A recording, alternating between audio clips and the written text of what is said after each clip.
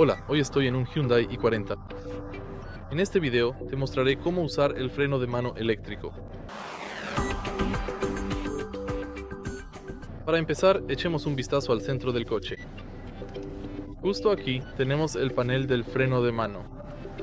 Simplemente tira de él para activar el freno de mano eléctrico y empújalo para desactivarlo. Para desactivarlo, tienes que pisar el freno. Y ahora el freno de mano está desactivado.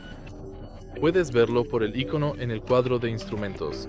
Déjame apagar la luz y mirar en el lado izquierdo del cuadro de instrumentos.